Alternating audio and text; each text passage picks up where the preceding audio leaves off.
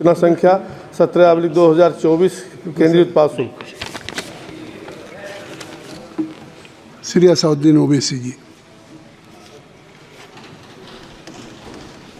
शुक्रिया मोहतरम चेयरमैन साहब, आपने मुझे बोलने का मौका दिया।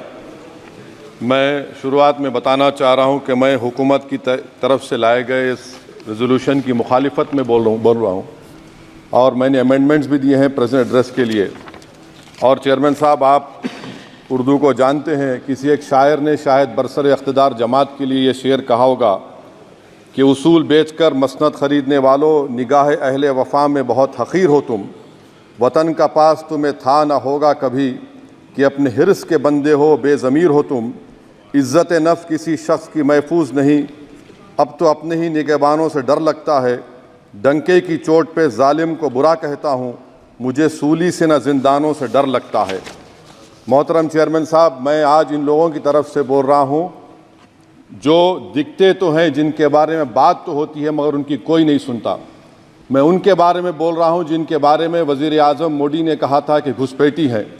मैं उन बेटियों और माओं के बारे में कह रहा हूँ जिनके बारे में मोदी ने कहा कि ज़्यादा बच्चे पैदा करते। मैं उन मासूम नौजवानों के बारे में कह रहा हूँ जिनको मॉब लिंचिंग के ज़रिए मारा जा रहा है। मैं उन बेज़ुबान माँ और बाप के बारे में बोल रहा हूँ जिनकी औलाद आज इस हुकूमत के गलत कानून के चक्कर में जेलों में सड़ रहे हैं। सर, मैं दस्तूर जब इस ऐवान में बन रहा था, संविधान बन रहा था, तो उस वक्त अलहदा वोटर लिस्ट और इंतखाबी रिजर्वेशन की बात आई तो उस वक्त के हमारे फाउंडिंग फादर्स ने, हमारे बुजुर्गों ने, दोनों समुदाय के हिंदू और मुसलमानों ने फैसला किया कि हम इस पर राज़ी नहीं होंगे। बल्कि उन्होंने क्या कहा था हमारे फाउंडिंग फादर्स ने, उन्होंने मुखालिफत की थी अलहदा वोटर लिस्ट की और इंतखाबी रिजर्वेशन की। उन्होंने कहा था, I quote sir, it is the duty of majority community to ensure that minorities are elected in the representative numbers. BJP मुसलमानों की नफरत पर जीतती है और मुसलमानों के नाम निहाद मसीहा मुसलमानों के 90% ज़्यादा वोट हासिल करते हैं, मगर फिर भी इस ऐवान के दरवाजे नहीं खुलते मुसलमानों के लिए और सिर्फ 4% मुसलमान जीत कर आते हैं। सर, संविधान सिर्फ एक किताब नहीं है जिसे चूमा जाए, संविधान एक किताब नहीं है जिसे दिखाया जाए, संविधान एक सिंबल भी है, मगर संविधान एक हमारे बुजुर्गों के ख्वाबों की किताब है। हमारे जमहूरियत को हमारे बुजुर्गों ने इस तरह समझा, हमारे फाउंडिंग फादर्स ने इस तरह जमहूरियत को समझा कि इसमें हर समुदाय और मजहब और समाज के मानने वाले लोगों की राय को शामिल किया जाएगा इस मुल्क को चलाने के लिए। मगर इस ऐवान में सिर्फ 4% मुसलमान जीत कर आते हैं। मैं संविधान से जो मोहब्बत के दावे करते हैं उनसे कहूँगा कि कभी उठाकर पढ़ो कॉन्स्टिट्यूएंट असेंबली डिबेट्स में कि नेहरू ने, HC मुखर्जी ने, सरदार हुकुम सिंह ने माइनॉरिटीज़ के बारे में क्या कहा था। सर, वतन अजीज़ का मुस्तकबिल कैसा होगा जब बीजेपी मुझे गायब करना चाहती है और दीगर हिज़्ब इख्तिलाफ की पार्टियां के लिए मेरा वजूद सिर्फ वोट डालना और अपनी खबर में जाकर सो जाना है। इसीलिए आप देखते हैं कि समाजी इंसाफ है सर कि 4% मुसलमान जीत कर आते हैं। सर, इस ऐवान में OBC समाज के MP अब अपर कास्ट के MP के बराबर हो चुके हैं।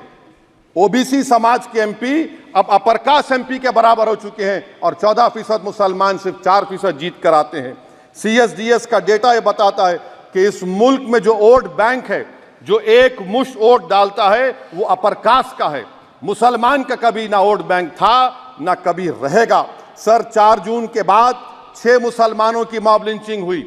11 घरों को मध्य प्रदेश में मोदी के बुलडोजर ने निस्तो नाबूद कर दिया। हिमाचल प्रदेश में एक मुसलमान की एक दुकान को लूट लिया गया और हिज़्ब इख्तिलाफ की पार्टियों की तरफ से सन्नाटा है। शायद अब वक्त आ चुका है कि लफ्ज़ मुसलमान का नाम लेना भी अब उस पर पाबंदी आयद कर दी जाएगी। सर, मैं ये बात बताना चाह रहा हूँ कि नरेंद्र मोदी को जो मैंडेट मिला है। एक मिनट, आप लोग बैठ जाएं, कृपया आप लोग बैठ जाएं। श्री मनसुख मांडविया जी, आप लोग बैठ जाएं, कृपया माननीय सदस्य बैठ जाएं। श्री मनसुख मांडविया जी, मनसुख मांडविया जी, कृपया आप लोग बैठ जाएं। अपने प्रारंभिक कृपया आप लोग बैठ जाएं। आप लोग बैठ जाएं। माननीय बैठ जाएं। माननीय सदस्य ने अपने प्रारंभिक भाषण में जो शब्द प्रयोग करा है उसको ऑथेंटिकेट करा जाए। और अभी उन्होंने उल्लेख करा कि मोदी के बुलडोजर ने वहाँ मॉब लिंचिंग करा है, उसको भी ऑथेंटिकेट करा जाए। निश्चित तौर से इसको ठीक है। उवैसी साहब जब भी कोई बात नहीं सर, आप चेयर पर बैठे हैं जी, इसलिए आप मंत्री जी को पेट में दर्द हुआ, माशाल्लाह, शुक्रिया उनका। नहीं, तो सर मैं ये बोल मंत्री की रहा था, जवाबदेही है अरे ये नहीं मंत्री इससे की बुरी बात क्या है? पेट में दर्द हो सकता है, वो दर्द ये सब ठीक अच्छा नहीं। दर्द हुआ, चलिए दर्द हुआ, दिल का दर्द हुआ। तो सर जो नरेंद्र मोदी को मैंडेट मिला है वो सिर्फ और सिर्फ मुसलमानों की नफरत पर और हिंदुत्व की वजह से मिला है। I would like to say it is not Modi's in dock but every single person voted him despite his anti Muslim voice. And I would like to tell the opposition parties, this is not a moral victory for you, this is a victory of majoritarianism. Everyone should contemplate and do introspection. Why is it that the OBCs and the upper caste are getting their due representation? Why are the Muslims not getting? Are we here only to vote for you and not to get elected? If that is the case, please tell us that we are only here to vote for you. Sir, आज भारत के आधे नौजवान बेरोजगार हैं और रोजगार की तालाश, बेरोजगारी का आलम यह है सर कि मोदी सरकार के 5 साल में 75 लाख एस्पिरेंट्स की जिंदगी बर्बाद हो गई, 6 पेपर लीक हुआ। बेरोजगारी का आलम यह है सर कि रशिया जा रहे हैं, वहां जाकर अपनी जानों को दे रहे हैं। बेरोजगारी का आलम यह है कि नरेंद्र मोदी रोजगार का कैंप चलाती है नौजवानों के लिए कि तुम इजराइल में जाकर काम करो, उनको कैनन फॉडर बना रही है ताकि फलस्तीनियों की जायदादों को हड़प कर सके। ये भी कंक्लूड कर। अरे सर मेरा टाइम है, कहाँ टाइम है सर? आप ये टाइम ले लिए मेरा सर, मैं 2 मिनट दीजिए। ये विश्वगुरु की पॉलिसी है, इजराइल को 27 टन हथियार जा रहा है। 9 मिलियन भारत के लोग गल्फ में काम करते हैं, क्या असर पड़ेगा? 47,000 इजरायली फलस्तीनी मार चुके हैं। क्या है हमारी पॉलिसी सर? क्यों हथियार दे रहे हैं सर? नस्लकशी हो रही है। सदर जमहूरिया के खुतबे में राष्ट्रपति के सर, मैं उसी पे बोल रहा हूं सर, उसमें लिखा हुआ है फॉरेन पॉलिसी के ऊपर, आप पैराग्राफ नंबर 25 देख लीजिए। सदर जमहूरिया में सैचुरेशन अप्रोच है। क्यों नहीं मोदी सरकार माइनॉरिटीज को तीनों स्कॉलरशिप को डिमांड करती है सर, उसको आपने बजट कम कर दिया। सर बनारस का बुनकर 18 महीने से मंडी का शिकार है, सूरत और बेंगलुरु जा रहा है। सर आखिरी बात कंक्लूड कर रहा हूं, आखिरी बात सर, पनून केस में निखिल गुप्ता, मोदी ने कहा था कि हम घर में घुसकर मारा, तो निखिल गुप्ता को किसने ऑर्डर दिया था पनून को मारने का?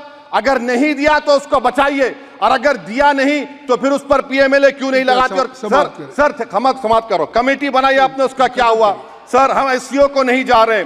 सर मैं आपको बता रहा हूं कि मैं अपनी इस तकरीर को टीपू सुल्तान की नजर, सुनिए सर, अब हो गया खत्म कर रहा हूं सर, मैं अपनी तकरीर को टीपू सुल्तान के नजर कर रहा हूं। ये टीपू सुल्तान की फोटो है, क्या आप इससे भी नफरत करेंगे? सर ये संविधान में टीपू सुल्तान की फोटो है जिस पर वल्लभ भाई पटेल ने साइन किया, श्यामा प्रसाद मुखर्जी ने साइन किया, ये आपकी नफरत है। सर आखिर में मैं अपनी बात को खत्म कर रहा हूं इस शेर पर कि क्या दिन दिखा रही है सियासत की धूप छांव, जो कल सपूत थे वो कपूतों में आ गए, थे इस कदर अजीम के पैरों में ताज थे, इतने हुए जलील के जूतों में आ गए। बहुत बहुत शुक्रिया सर। श्री गौरव गोगोई जी। धन्यवाद सभापति महोदय।